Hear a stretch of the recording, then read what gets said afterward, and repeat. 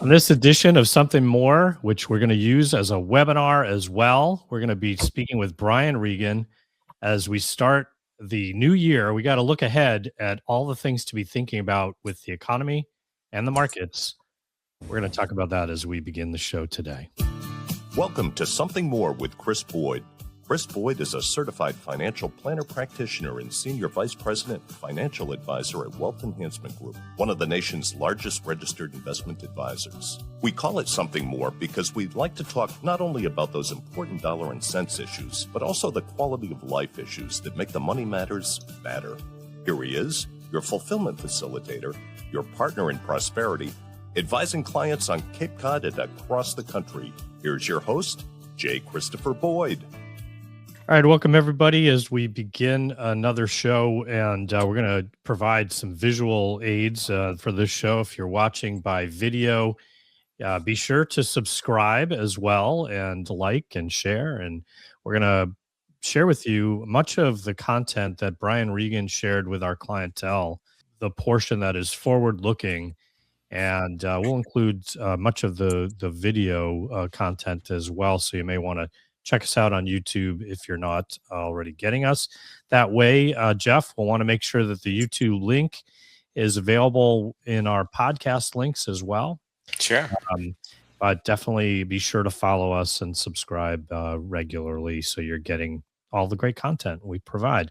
As we begin, Brian, it's a new year in a sense. We've got to think about the forecast of where things are today. Each quarter, you take a step back and re-examine how we're positioning our client portfolios and how we look at the world of investing. This quarter, I think we're going to talk a little bit about the significance and importance of the artificial intelligence in the economy. Why don't we start right there? Yeah, maybe it's a broken record, but I don't think you can talk about asset allocation going forward without first starting with the artificial intelligence economy. Right now, it's making up about 40 to 50% of the growth in the economy. Very significant. Some of the biggest stocks in the S&P 500 are hanging the balance of this ecosystem that's going on. And it's really driven price to earnings ratios that we'll see in the next slide there, Jeff. So there's been a lot of chatter about how price to earnings ratios are very high, and they are historically. It's there's no doubt about it. Always a worry to me, right, Brian? I'm always asking you, is this something we should worry about? But you've got some good rationale behind this. Well, I mean, it's a fair question. The price to earnings ratio is a very common way of doing kind of a back of the envelope valuation, and when it does look like the peaks are similar to the peaks that you're seeing in 1999, 2000, I mean, it's a fair question to ask. The reality is it's actually ticked down recently, and why has that been? Jeff, if you want to move on to the earnings growth slide, we'll see that next one. We'll see that the earnings are expected to grow 15% for the next 2 years. And how is that happening? Well, part of it is going to be happening from profit margins that are continuing to expand. And why are they continuing to expand? Jeff, you want to go to the prior slide that we skipped over?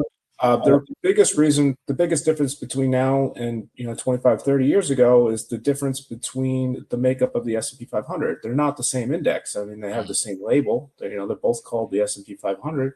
Yeah. But the stocks that make up that are completely different. I've used in a prior communication, maybe on the radio or maybe in an investor letter or maybe a LinkedIn article. I don't remember. But I talked about the difference between the operating margins of ExxonMobil, which is the second biggest stock there in 1995 at only a 3.7% weight, which is an interesting comparison to Apple, which is almost twice that at a nearly 7% weight. ExxonMobil had operating margins of around 12%, and Apple has operating margins around 30%. These are much more profitable companies, much more consistent. ExxonMobil is an oil and gas company. By nature, it's more cyclical. It trades more cyclically, while Apple is in some ways a consumer staple. Warren Buffett once said, if I offered somebody $10,000 never to buy an iPhone again, they would not take it. And I think he was somewhat right about that. And the point is that there's a lot of consistency there. So we have more consistent stocks that make up a bigger part of the index, that are more profitable and that are growing very fast. At 15% expected rates of growth over the next 2 years is a lot. That's about 3 times nominal GDP. So it shouldn't be overlooked. Now, at the same time, Jeff, if you want to move to the hyperscaler slide, it would be a reasonable question to say, what could slow down this train? 15% is a lot. Yeah, that one, Jeff. And Nvidia, for example, is the stock market darling. It can be very volatile. We saw a near 50% drawdown in 2025, but there's no doubt that it seems to make a great product that is in high demand. And how do we know that? The hyperscalers, the companies that are building the cloud network and the AI infrastructure continue to buy. Nvidia guided to $500 billion in sales in 2026, which floored me a quarter ago when I heard that. $500 billion in sales in 1 year from one company is just mesmerizing. And a lot of that is being driven by Meta, Alphabet, Microsoft, Amazon. I would include Oracle. And they're being driven by the LLM providers. Either they are an LLM provider like Meta and Alphabet and Microsoft, which owns Llama, Gemini, and Copilot, which is built on the OpenAI infrastructure, or Amazon, which is a big investor in Anthropic, which has cloud. They're also there is an interlinked ecosystem here, which raises questions, right? If there is some kind of slowdown, will that spending continue? If it doesn't continue, what will happen to the hardware providers? And what will happen to the overall market? And it's very reasonable to believe that there could be a slowdown. But there seems like there's no evidence of that whatsoever right now. In fact, Microsoft and Facebook just reported right after we're recording this, and they increased their capital expenditure guidance, and in Meta's case by an awful lot. They're going to borrow 120 billion, and as high as 135 billion in capex on the AI infrastructure in 2026. So, if anything, this theme is only getting bigger and more important. So those valuations, to your point, is because the extreme amount of investment is justified. So far, it looks like the profitability that they're deriving from that. Yeah. So far, it looks like this theme is intact, and we're getting profitability and we're getting growth, and it seems to be consistent. So for me, this all seems justified. The prices that we're at. It would make sense for investors to be more reactive if things change or look like they're going to change. This would be a source of volatility, though, as a reality, right? Yeah, I mean, it could happen quickly, but I think it's going to mostly affect the hardware providers. Everybody in the complex could go down in sympathy. The fact that a lot of our trading is built on indexes and ETFs now means that a lot can go down in sympathy. But I think that would drive more of a buying opportunity. I mean, what would happen if Google, for example, cut back on its CapEx? Well, its R&D expense would go down and their earnings would go up, and it wouldn't be too hard to imagine that in that case, that stock would go up. Maybe not immediately, but maybe over time. And we saw something like this when Meta gave up on the metaverse spending. The stock really cratered because there was a concern that they were spending on something that would never pan out. And I felt that way at the time about Facebook. I thought the metaverse was a little silly, but part of the problem with Meta, for example, is that Mark Zuckerberg has a controlling stake in the company. If he wants to spend the money, he wants to spend the money. So that kind of thing could happen here, where they gave up on the metaverse spending and the stock actually would recover back to the highs.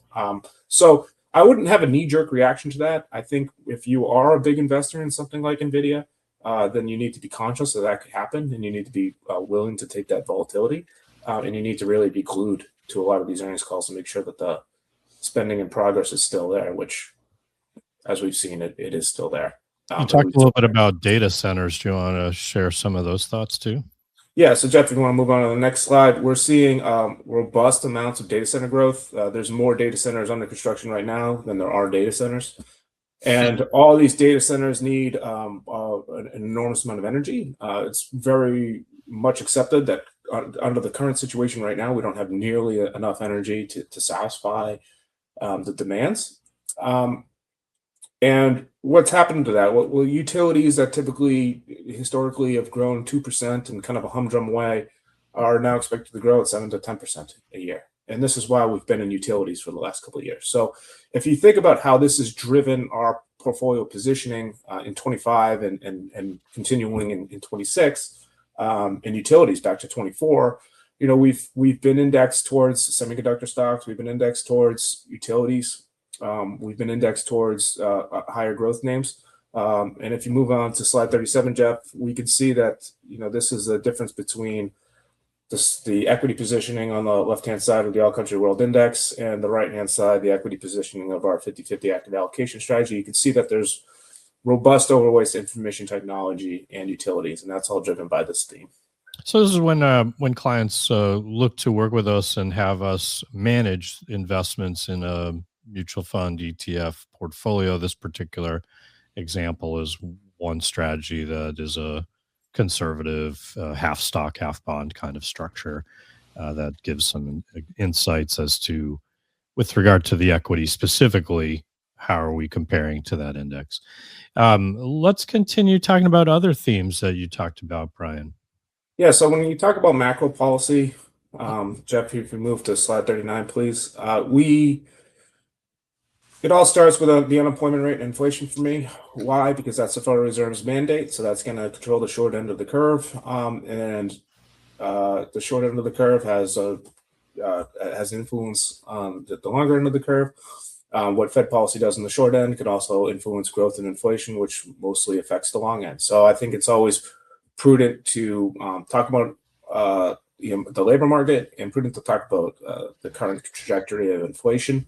And quite frankly, with this presidential administration, I think you need to talk about policy as well, particularly around the independence of the Federal Reserve, monetary policy, and tariff policy, most notably. So what are we seeing from the unemployment rate? We're seeing slow to fire, slow to hire, a lot of the same. This market's been like this for a while. It's kind of static. If you're unemployed, it's probably a very frustrating situation. If you have a job, it's more unlikely than you're going to get laid off during some other kind of period of time. The analogy that I think of is this isn't a dinner at a fancy steak restaurant. You're also not starving to death. It's more like eating Dunkin' Donuts on the side of the road when you're hungry. You're surviving, you're moving on, but you're not exactly thrilled with your current situation. You're just trying to get by. Inflation is very much the same. It's plateaued at a high rate. I think this is kind of the disconnect between the administration and the Federal Reserve to some degree. The Federal Reserve has a mandate from Congress to have stable prices and full employment. Stable prices is defined around 2% inflation. I want to go to maybe slide 42 or something like that. Yep, 42. And what we're seeing is that you can see that the trend, which was coming down, has plateaued. It went up a little bit after Liberation Day. That red line is an estimate of where Liberation Day was. We saw it tick up, and now we're starting to see it come down a little bit.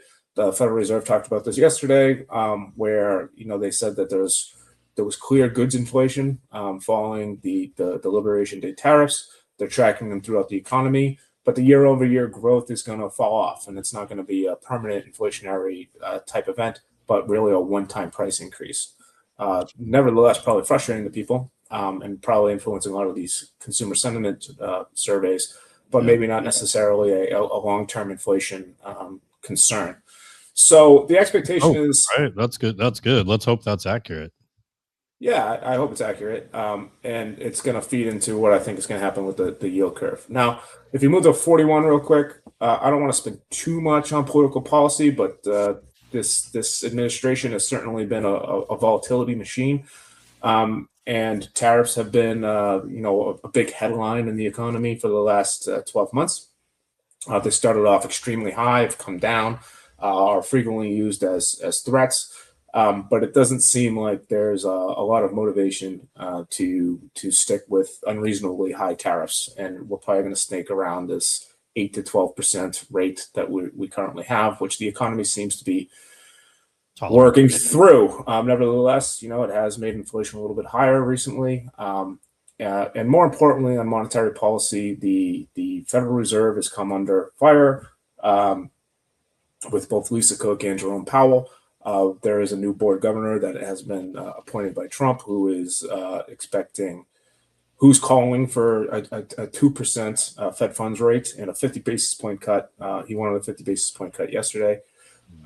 So there's a lot of dovish pressure, especially as a new Federal Reserve chairman is expected to come in May. And that Federal Reserve chairman is going to be selected by the president. That Federal Reserve chairman only has one vote in the committee, but it's generally accepted there's an overwhelming amount of influence that the chairman has on the committee. So, that kind of brings us to how do we use that information for asset allocation purposes.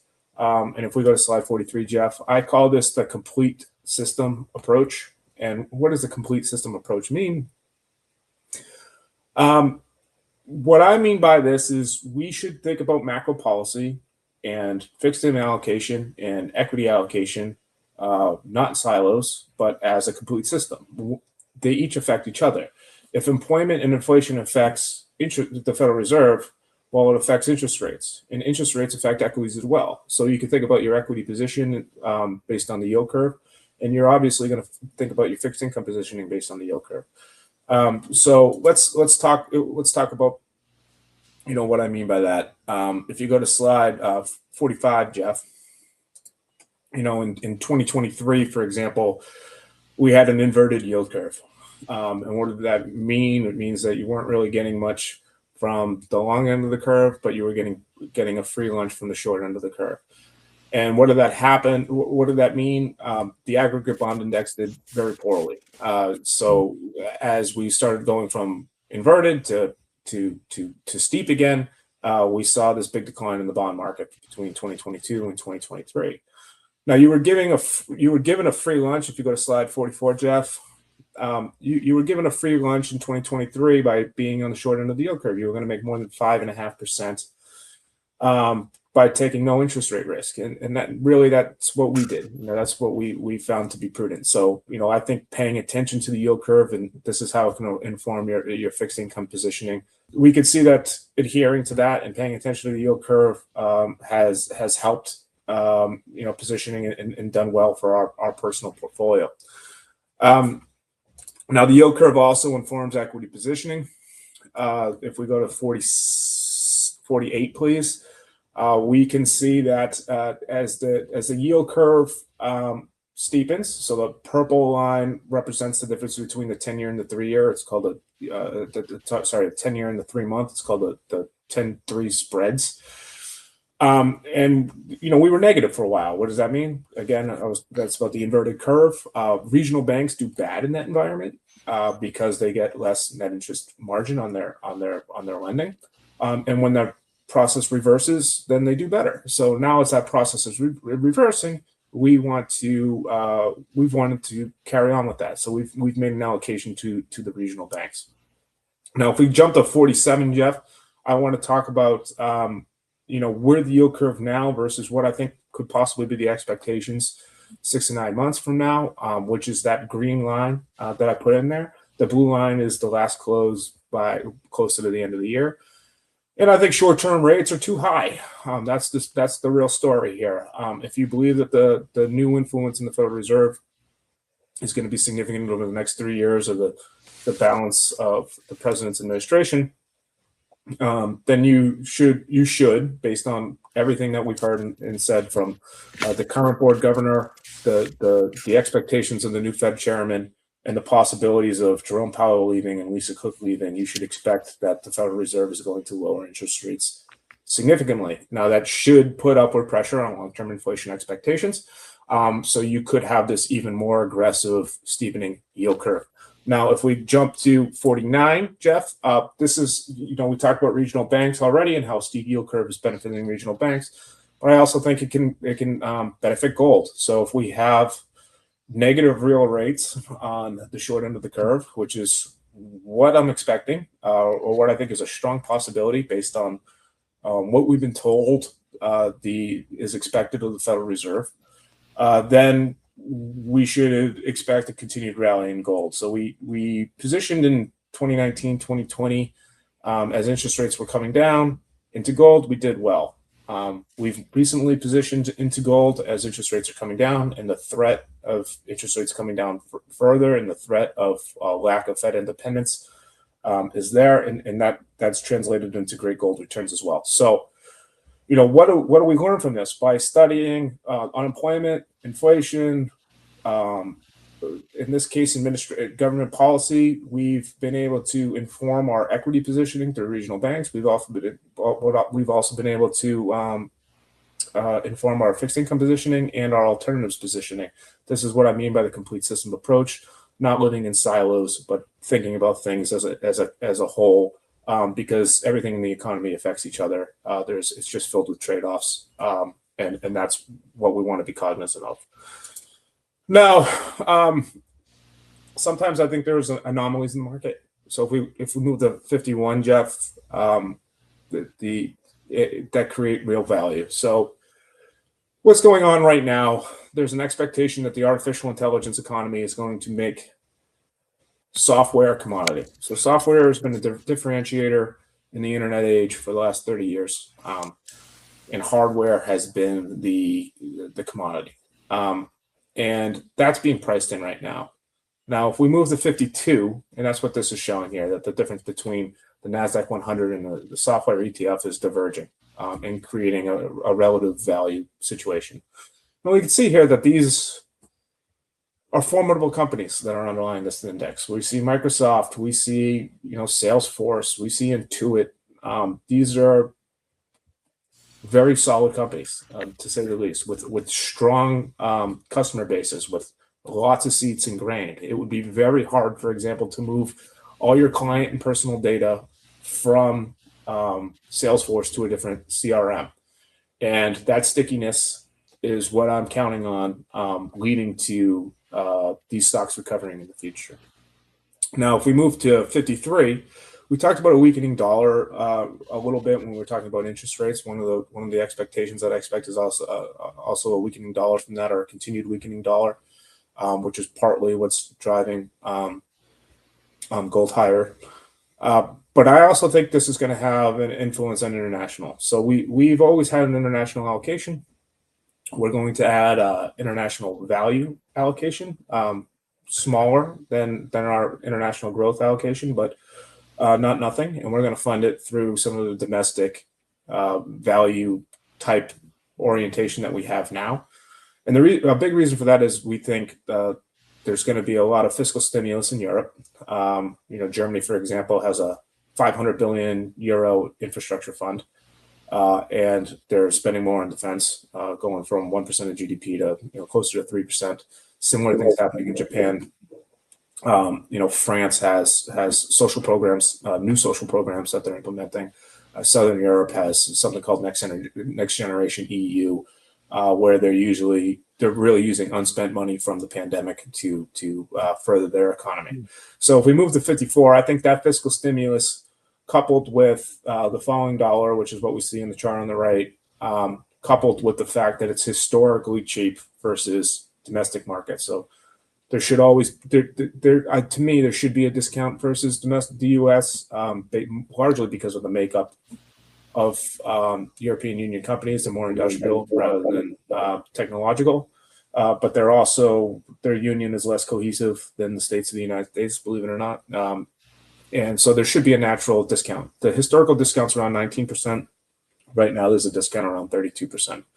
So if you look at the valuation, the fiscal stimulus, and the falling dollar, I think it's reasonable to make an allocation there as well.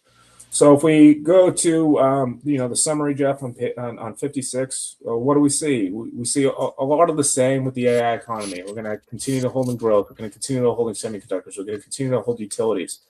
We're going to really lean into what we're seeing in the yield curve to build a more diversified portfolio that's not just relying on the AI economy. through regional banks, international value, gold, and we're gonna try to add more opportunistic value positions uh, like software. So the fixed income story is not going to change too much. We're going to extend duration a little bit, but I do think there's value, kind of across the yield curve, except for the really far out part of the curve. The anything north of 10 years, I'd be careful of, and we're not going anywhere near there. But we're going to extend duration a little bit from an already low base, and I think we're going to have a nice diversified portfolio that I believe will continue to do well. Appreciate that review of all the thought that goes into the way you're thinking about positioning client portfolios, and this can be helpful for people interested in talking with us, or maybe just as they think about that thought that goes into doing it on your own. And sometimes it's helpful to really get a sense of, gee, am I doing the thought process that goes into the kind of things that a professional firm would think about. And some of these tactical adjustments can really add value. Incremental decisions can really be beneficial. On the one hand, when I think about 2025, we had some positioning where we had reduced risk in some places, but because of this comprehensive approach that you referred to, we get enhanced performance from certain places. Maybe that's alternatives or something like that, and then you get maybe less risk with the way you've positioned equities. These are decisions that can be valuable to clients, particularly our clientele who are in retirement, when thinking about risk and return and trying to balance these priorities. So I do want to go to some questions, but it looks like you have something to add to that, Brian. Yeah, I just think you brought up a really good point that I think I neglected to mention. 2025 was a year where we saw some violent moves. We saw between election day and inauguration day, the market went up on the idea of there's going to be some great tax policy. And then after inauguration day to liberation day, we saw the market go down pretty violently in the fear of tariffs and then extreme tariffs. And then we saw the market completely rally back, plus a whole bunch, because the reversal of those tariffs and the fact that there are some really good things going on in the economy. And I think it kind of forced us to be a little bit more aggressive tactically than we would typically be.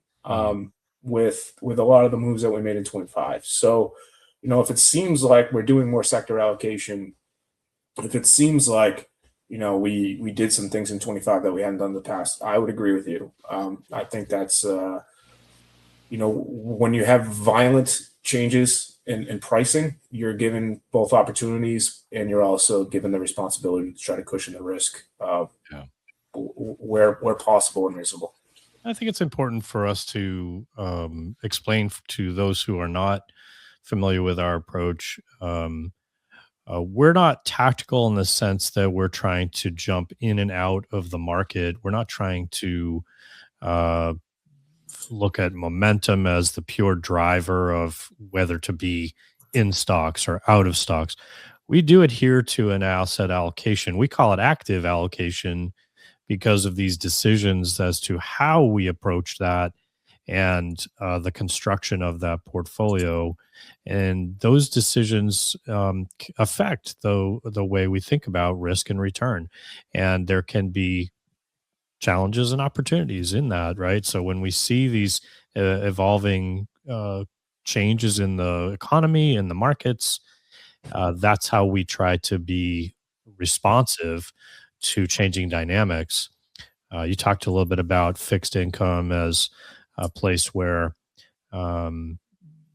there's an index return, and then a little bit of deliberative consideration can create separation from how a manager might approach the way they position their fixed income portfolio from what the index might do, and that can create opportunity.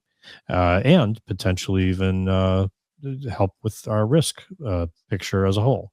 So in any case, Let's go on to talk about some of the questions that people did submit. And one of them initially was the question of just about a 5-year outlook, and if someone's close to retirement, how they should think about positioning their portfolio. And I will echo some of the comments I made originally in our client version of our presentation, which was the idea that, the first thing we want to do is think in terms of your financial plan and make sure that we have the right structures in place. We talk about buckets on the program quite a bit, but that is, I think, the first thing. Do we have appropriate amounts of liquidity? Do we have graduated levels of risk across the way we're structured in the portfolio? And how does this fit into the context of your overall cash flow when you do retire? These are all considerations as we might think about how to position one as they're nearing this concern, just to make sure, obviously, as you get closer to retirement, you don't want to see your portfolio go down dramatically if the timing is bad. So, these are things we do think about. Oftentimes, people will manage their work retirement plan with pedal to the metal, run through the finish line kind of mindset, where they're taking on a lot of risk. And that may be something to re-examine as you get closer to this intended objective. We know you will still be a long-term investor for hopefully a long retirement, but we want to be intentional about what's the overall combination of how your portfolio components work together in thinking about structure. Brian, do you want to offer comments about a long-term outlook with regard to the market? Yeah, I agree with your comments 100%. Let's just say that. I think whenever it comes to something like that, everybody's different. And, some people, if you retire young, you're going to live for a long time and you need your money to last, and you might need to take a little bit more risk. You might have the ability to take more risk. Those are all parts of, everybody's different kind of conversation that I think Chris is talking about with the financial plan and why it's so important. When it comes to the long term, I don't think anybody can accurately reach out for the next 5 years and say what's going to happen. But what I can say is historically, on any rolling 5-year period, you have a very, very, very strong probability of coming out on the positive side if you're invested in equities. That doesn't mean that there's going to be volatility and you might need to draw down on cash during that volatility. Those things are all worth considering. But those are the facts. And when it comes to fixed income, I can basically tell you what you're going to get on a 5-year return on a bond, right? There's not a lot of question around that. You can get 4.5%, 5% today, and you can pretty much mark that down. But there's going to be volatility on that as well if you need to draw more than 5%. So, I think whenever this 5 years to retirement conversation comes up, the financial plan is the most important line of defense. Jeff, anything to add? No, I just want to emphasize your comments about using the bucket approach in retirement. I think when we're in the accumulation phase, we think about buckets, a bucket for vacation spending, an emergency fund bucket, or whatever our goals is, maybe saving separately for the education of our children and grandchildren. But when you get to the decumulation phase, people just think, well, I'm going to take X amount per month out of my IRA or my 401k or whatever their savings are. And that, while that's not incorrect, it's important that you have some liquidity, some cash, or however you view it, inside of your retirement plan, inside of your financial plan. So should we be in the period of a correction or a bear market, which we know certainly hasn't happened in a while for a bear market, but does happen, that you're not forced to make withdrawals from your investments that are sitting fully invested. So I think it's important to continue the bucket theme well into retirement. Yeah, and as much as I echo Brian's comments about a 5-year average, you'd expect higher markets over a 5-year period. The reality is markets do get disrupted, and although we've had the benefit of rapid recovery over the last few years, That's not always the case. And when markets go down, we've been enjoying the benefit of seeing them rise very quickly within, 18 months typically. We're kind of back into positive territory. And that's not, not good. There are periods where we see that happen differently. And so in case this is your, approaching retirement kind of mindset, you do want to be mindful of what's the right allocation to manage that risk concern. So, another question we had related to Greenland and the this concern about sort of volatile uh, changes in policy and the concern about, um, I think, a geopolitical tensions in the world, and I'm sure we can point to other aspects of this, but when you think about that issue, the unknown elements of what's going to happen in the world in terms of tensions and conflicts and the foreign policy, geopolitical tensions, is this something that we should be planning for in our policy, in our portfolio structure? How does this factor into the way you think about portfolio design, Brian? Well, I do think a lot of the activities that are going on in the United States are leading to a falling dollar, and I talked about that a little bit when we were talking about the independence of the Federal Reserve. I think you could probably add, the Greenland fact in there. We did see central banks start buying gold when Russia invaded Ukraine, so it's not like geopolitical events don't necessarily have impact on markets. The thing is, they're often pretty unpredictable. So you need to keep that in mind. Do you really want to reallocate your portfolio based on the expectation of a geopolitical event or something that's currently going on but could end?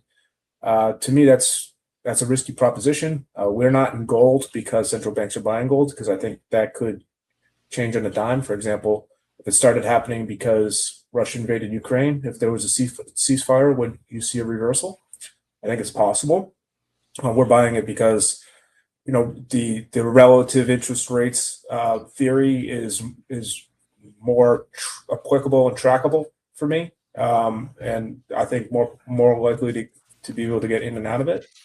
I think you can diversify your assets if that's a big concern for you. I think moving into international assets is from domestic assets can just add another level of diversification. That's something that we're doing.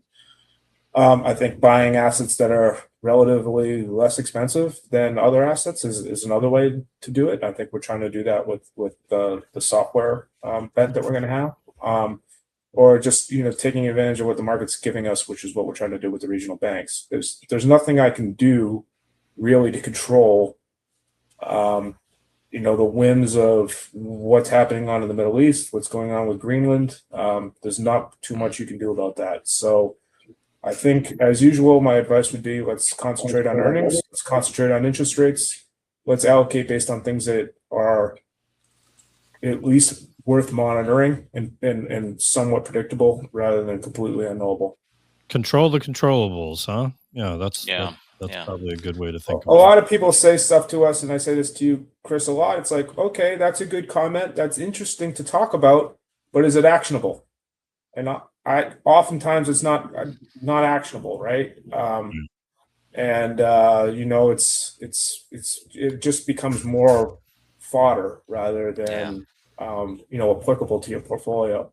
That's the reality of it. I think there's a real distinction here that, of course, Brian and Chris and other people who manage money are going to be thinking about this and looking for opportunities or looking for danger zones when they're managing ETFs and mutual funds and client money. And certainly geopolitical events capture the headlines and capture your interest and your fears. And when you see them on the news, they can be very emotional at times to certain people, and they can really take over the news cycle. So we're obviously absorbing it and thinking it's maybe more important than it really is to our lives and certainly our investing. So while it's critical that money managers are focusing on these things and looking for the risks and opportunities, these things almost never rise to the level of big decisions, wholesale changes in your financial plan and your own individual investing. It's, if you think about the last few years, we've had a lot of things to think about that have been on our news, and the market's, been a roller coaster ride, but it's still looking at interest rates and earnings, as Brian always says. Market moves on interest rates and earnings. So, not to make rash decisions just because the next geopolitical event happens is the discipline that you need, and that's where a financial advisor, a good financial advisor who knows you and that you feel comfortable reaching out and talking to and having those meetings and having those reviews, can really add value so you don't make mistakes. And one of the biggest mistakes people make when they get nervous is they jump out of the market completely. And maybe that's a good short-term decision for a couple of weeks, but the harder decision is when you get back in. And we and then see people often who missed out. Yeah. who don't get back in, and they've really lost an opportunity to have a secure financial plan. I've been saying let's concentrate on earnings and interest rates probably since you guys have known me. Yep. And I'll continue to repeat it. And one of the beauties of that is it lets you concentrate on two variables, right? If you're concentrating on a million variables, life's going to be really difficult for you. And how do you weight which one's more important? Yeah, how do you weight which one's more important? As an individual and not a professional, right? So, there's a lot of things that feed into those earnings and interest rates calculations and thought processes as we went through. But if you to me, that's when people talk about first principles. I usually roll my eyes when people say first principles because it's usually really, really rich people doing something that relatively, less rich people can't do. But really, it's about the fundamentals of investing, and that comes down to earnings and interest rates. We had one other question that I'd like to just give you a chance to talk about briefly, Brian, before we wrap up. And that was there was a question about artificial intelligence and Bitcoin as investments. And I think it's important to sort of make a distinction between these seemingly sort of to many people sort of I don't understand these, and how do they should we invest in things we don't fully understand how they're going to be applied. You've indicated that we're leaning into this AI theme with chip makers and benefactors like utilities and so on. However, there is a concern by some that if there is a reduction in chip making demand, I think you even talked about this briefly, but what is the impact, or if the presumed benefits of AI, don't move into the efficiencies of productivity as rapidly as we might expect. What happens then? So will our positions be problematic, or put another way, how are we managing the risks in our portfolio design as it relates to this kind of emphasis on artificial intelligence? So there's a couple of things in there. Sure. So we talked about this briefly, but I'll make kind of a different point around the same subject since we already talked about it. I think a lot of this is about weighting, right? If you are 100% in NVIDIA, for example, you're going to be a lot more concerned than if you're, in one of our portfolios where you're more reasonably weighted. You are taking a lot more risk and a lot more subjected to that particular risk that you're talking about, Chris, if you don't have that right now. Let's say you're just modestly more diversified. Let's say you own 50% NVIDIA and 50% Procter & Gamble. Well, now all of a sudden you have an asset that really should have almost nothing to do with the AI economy, right? Coupled with the poster child for the AI economy. So, if something like that did happen, well, Procter & Gamble is probably not going to suffer. As I speak right now, Microsoft's down 12%, but Procter & Gamble's up. So this is the, fundamental tenets of diversification. So I do hear that risk, and I think it's valid. I almost think it's inevitable. It's something that we need to pay attention to. But I don't lose sleep about it at night because I know our client portfolios are diversified. All right, good points. Jeff, anything to add? As I want to just mention, we're recording this on January 29th in case that becomes relevant at all. But anything to add before we wind down? No, I just want to remind listeners and viewers that this is typical information. It's not fully the information that we give to clients. Obviously, that's more individualized and it's more comprehensive and more part of your overall financial plan. But if you find this information helpful, subscribe to our videos, watch us on YouTube, like us and share us. It helps more people get the information so that they can make better decisions, and follow us. Excellent. Thank you. And Jeff, you have only a few more shows left, huh? Is this I maybe know. second to I know. last? You know, like any good financial advisor, I have a good plan and I'm retiring. And I follow everything that you preach, Chris. It's funny that I came to you as a prospective client a number of years. I don't know how long, maybe 10 years ago, and wanted you to look at my financial plan and get a second opinion. And I knew you before, certainly, but that's how this professional relationship started. And Yeah. I want to thank you for having me as part of your team for the last 5 years, and I've learned a tremendous amount. And I can say to our listeners that Chris and Brian and the whole team sincerely care about your future. So it's an excellent group to work with. And Work with as an employee or work with as a client.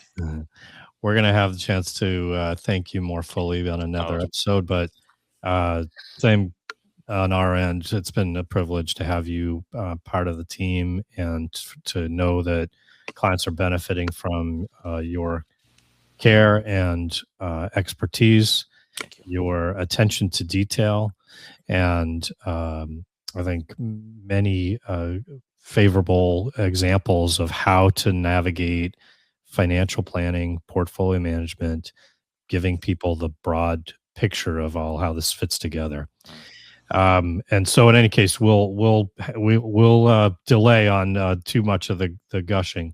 Okay, that's good. One other thing I would like to mention before we conclude, and Jeff, I might ask you to jump to a couple of pages ahead, and that is to remind people that we have a tax oriented topic for a webinar coming up on February 18th, and we will be opening this to the public.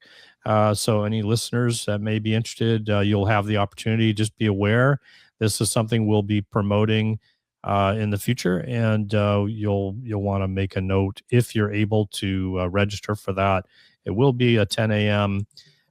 Broadcast on the East Coast, and if you aren't able, register anyway, and you'll be eligible to get the recording that we can share with you. Thank you, everyone, for being with us, and until next time, keep striving for something more. Thank you for listening to Something More with Chris Boyd. Call us for help, whether it's for financial planning or portfolio management, insurance concerns, or those quality of life issues that make the money matters matter. Whatever's on your mind, visit us at somethingmorewithchrisboyd.com or call us toll free at 866-771-8901. Or send us your questions to amr-info@wealthenhancement.com. You're listening to Something More with Chris Boyd Financial Talk Show. Wealth Enhancement Advisory Services and J. Christopher Boyd provide investment advice on an individual basis to clients only. Proper advice depends on a complete analysis of all facts and circumstances. The information given on this program is general financial comments and cannot be relied upon as pertaining to your specific situation. Wealth Enhancement Group cannot guarantee that using the information from this show will generate profits or ensure freedom from loss. Listeners should consult their own financial advisors or conduct their own due diligence before making any financial decisions.